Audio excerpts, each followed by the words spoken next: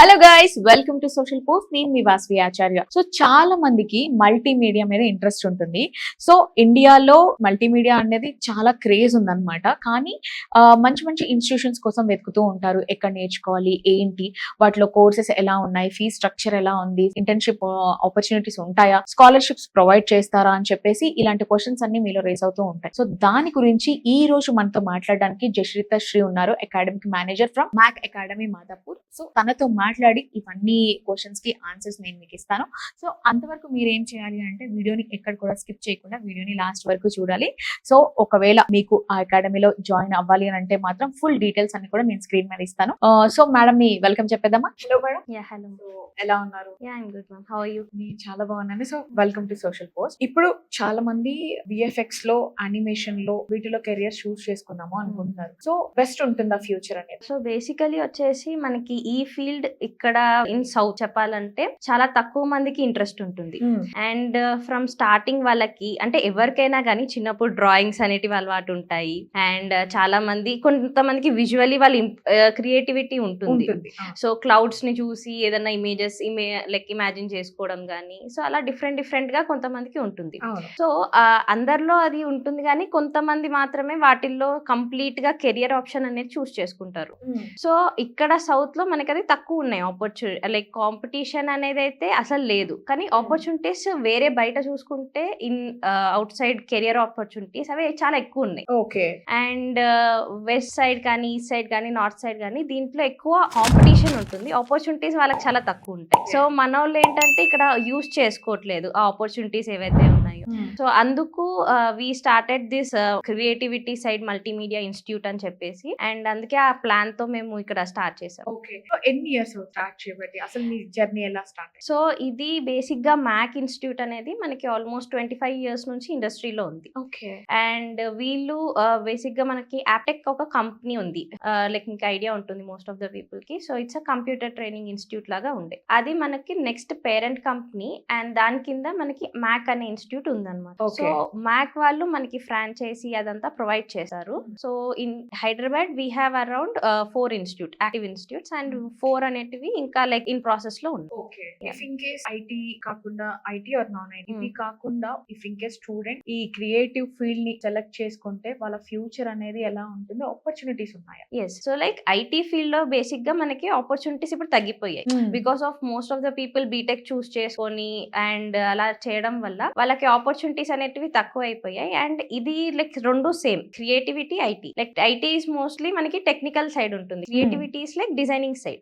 So designing side once చేసిన తర్వాతే we technically proceed. So ఇప్పుడు మనకి ఒకవేళ ఏదైనా గ్రాఫిక్ డిజైనర్ కానీ ఎవరైనా కానీ ఏదైనా యాప్ డిజైన్ చేస్తారు. ఇప్పుడు మీరు స్విగ్గీ యాప్ చూస్తారు, జెప్టో చూస్తారు. సో దాంట్లో ఏదైతే వెబ్ పేజెస్ వస్తాయో అవన్నీ ఒక గ్రాఫిక్ డిజైనర్ డిజైన్ చేశారు. సో యూఐ యూఎక్స్ డిజైనర్ అని అంటారు. సో వాళ్ళంతా డిజైన్ చేసిన తర్వాత వీళ్ళు ఐటీ వాళ్ళు ప్రోగ్రామింగ్ చేస్తారు, దాన్ని కోడింగ్ ఇవంతా. డెవలప్మెంట్ ప్రాసెస్ ఉండదు దీంట్లో, ఓన్లీ క్రియేటివిటీ మాత్రం, డిజైన్స్ మాత్రమే ఉంటాయి. సో అవన్నీ డెవలపర్ ఐటీ వాళ్ళు చేస్తే అప్పుడు మనకు అది యూసేజ్ లోకి వస్తుంది. ఓకే. అంటే మనం క్రియేటివ్ ఫీల్డ్ అంటున్నాం కాబట్టి నిజంగానే ఆ ఫీల్డ్ లో చాలా క్రియేటివిటీ ఉండాలా, లేకపోతే టెక్నికల్ స్కిల్స్ తో సరిపోతుంది? క్రియేటివిటీ అనేది కంపల్సరీ ఉండాలి. సో క్రియేటివిటీ అంటే నార్మల్ గా ఇప్పుడు ఎవరికి అంత క్రియేటివిటీ ఫస్ట్ లోనే రాదు. సో మినిమం ఒక 5 to 6 months వాళ్ళకి ఒకసారి జాయిన్ అయిన తర్వాత కూడా ఒక 5 to 6 months పడుతుంది అవంతా క్రియేటివిటీగా. ఓకే, మనం ఇలా ఆలోచించాలి, లైక్ ఒక స్ట్రక్చర్ అనేది మనం నేర్పిస్తాం. ఓకే. సో మనం ఎప్పుడైనా వేరే ఎక్కడైనా కొత్తగా జాయిన్ అయినప్పుడు we don't know everything, like structure అనేది తెలియదు, ఇవి ఉంటాయని తెలుసు, కానీ స్టెప్స్ ఏంటి అనేది మనం ఒక ఫ్యాకల్టీ కింద ట్రైనింగ్ కింద ఉంటేనే మనకు ఆ స్ట్రక్చర్ తెలుసు. ఓకే. అంటే ఫస్ట్ వీళ్ళు ఈ కోర్స్ ని చూస్ చేసుకున్న తర్వాత వాళ్ళకంతా బ్లాంక్ చెప్పాలంటే, అంటే ఇంట్రెస్ట్ ఉన్న వాళ్ళకంటే ఓకే, లేదు టెక్నికల్ గా కాకపోయినా సాలరీ పరంగా అయినా సరే కొంచెం గ్రోత్ ఉంటుంది అనుకుని జాయిన్ అయ్యే వాళ్ళు కొంతమంది ఉంటారు. సో వాళ్ళకి స్టార్టింగ్ లో ఈ విఎఫ్ఎక్స్ కానివ్వండి, యానిమేషన్ కానివ్వండి, వాళ్ళకి ఛాలెంజెస్ ఏముంటాయి? సో బేసిక్ గా మనం ఏంటంటే ఫ్రమ్ స్క్రాచ్ నుంచి స్టార్ట్ చేస్తాం. అంటే అసలు ఏం తెలియని వాళ్ళు కూడా స్టార్ట్ చేయొచ్చు. ఫోటోషాప్ అనేది బేసిక్ ఫోటో సాఫ్ట్వేర్ అన్నమాట. సో దాని నుంచి మనం స్టార్ట్ చేస్తాం. దాంట్లో ఏంటి అంటే అన్నిటికీ ఇప్పుడు మీరు యానిమేషన్ కి వెళ్ళాలనుకున్నా, విఎఫ్ఎక్స్ కి వెళ్ళాలనుకున్నా, graphic designing side, gaming side ఎటు వెళ్ళాలనుకున్నా ఫోటోషాప్ అనేది కంపల్సరీ సాఫ్ట్వేర్. సో అదొక్కటి నేర్చుకున్నారనుకోండి ఫస్ట్ ఇనీషియల్ గా మంచిగా, లైక్ పర్ఫెక్ట్ గా రూట్స్ అంటారు కదా. So roots and basic strong ఉంటే ఏదైనా కానీ మనం నెక్స్ట్ నెక్స్ట్ ఫర్దర్ స్టెప్ గా తీసుకున్నా కానీ ఈజీ అయిపోతుంది. ఓకే. సో అలా ఫోటోషాప్ అనేది very important software.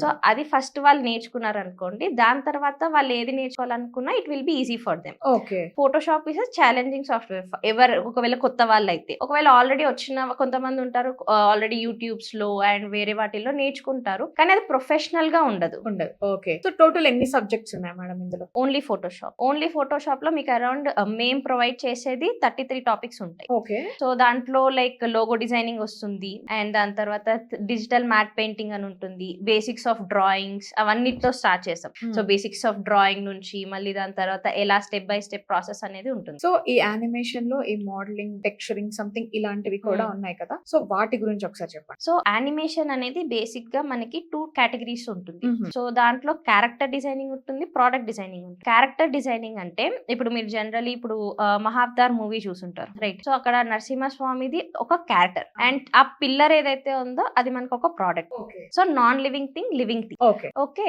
So product designing కి మనం ఏంటంటే మాన్యువల్ గా మూవ్ చేస్తే గానీ అది మూవ్ అవ్వదు. సో క్యారెక్టర్ ఏంటంటే అది మూవ్ అవుతూనే ఉండాలి, వాళ్ళు మూవ్ అవుతూనే ఉంటారు. సో దాంట్లో ఏంటంటే బేసిక్ గా మనకి 5 స్టెప్స్ ఉంటాయి. ఫస్ట్ వచ్చేసి మోడలింగ్. ఇప్పుడు మనం క్లే తో ఏదైనా తయారు చేస్తున్నాం అనుకోండి, so it will be a model.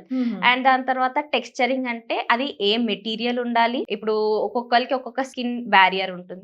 So అలా ఒక్కొక్క స్కిన్ టెక్స్చరింగ్, కలర్, కాంప్లెక్షన్ అదంతా మనం యాడ్ చేసుకుంటాం. లైట్నింగ్ ఇన్ ద సెన్స్ ఇప్పుడు మనము 3 యాంగిల్ ఆఫ్ లైటింగ్ ఉంటుంది, like 2 types of lighting, basically artificial light and natural light. So మనం అక్కడ ఏది ప్రొవైడ్ చేయాలి ఇన్ డిజిటల్ ఫార్మాట్. సో దాని తర్వాత మనకు వచ్చేసి రిగ్గింగ్ వస్తుంది. రిగ్గింగ్ అంటే ఇక్కడ రిగ్గింగ్ లోనే ఇది వేరియేషన్ ఉంటుంది అనమాట. సో ప్రోడక్ట్ కి మనం రిగ్ చాలా తక్కువ చేస్తాం. ఎందుకంటే రిగ్గింగ్ ఇన్ ద సెన్స్ ఏంటంటే ఇప్పుడు మనము మూవింగ్ చేస్తాం అనమాట ఆబ్జెక్ట్ ని గానీ లేకపోతే క్యారెక్టర్ ని గానీ మూవబుల్. ఇప్పుడు ఈ హ్యాండ్ జాయింట్ ఉంది, సో ఇక్కడ మనం రిగ్ చేస్తాం జాయింట్ దగ్గర, so it will B moved. Okay. Okay. అలా మనకి మూవింగ్ చేయడానికి రిగ్గింగ్ చేస్తాం. సో ప్రోడక్ట్ కి అది మోస్ట్లీ అవసరం ఉండదు, క్యారెక్టర్స్ కి మాత్రం ఎక్కువ చేస్తాం. ఓకే. ఇవి నేర్చుకోవడానికి ఎంత టైం పడుతుంది? బేసిక్స్ అనుకోండి అరౌండ్ మీకు 6 months పడుతుంది, 6 to 7 months only basic. Complete advance level నేర్చుకోవాలంటే 2 years ఉంది. లేదు లైక్ మీడియం గా నేర్చుకోవాలి అలా అనుకుంటున్నాం అంటే 16 to 18 months. ఓకే. ఈ యానిమేషన్ నేర్చుకోవడానికి పర్టికులర్ గా క్వాలిఫికేషన్ ఏమన్నా ఉందా, లేదా 10th తర్వాత, 10th ఇంటర్ తర్వాత, లేదు అంటే బీటెక్ తర్వాత ఇలా ఇండివిజువల్ గా జాయిన్ అవ్వచ్చు? బేసికలీ ఇవి స్కిల్ డెవలప్మెంట్ కోర్సెస్ అన్నమాట. సో దీంట్లో పర్టికులర్ గా గ్రాడ్యుయేషన్ అనేది అవసరం ఉండదు. మనము ఎప్పుడైనా కానీ 10th తర్వాత basic eligibility 10th and 12th. So basic 10th and 12th అయిపోయిన తర్వాత వాళ్ళకి ఒకవేళ ఇదే ఫీల్డ్ లో ఇంట్రెస్ట్ ఉంది అనుకోండి, they can directly join. Okay. Okay.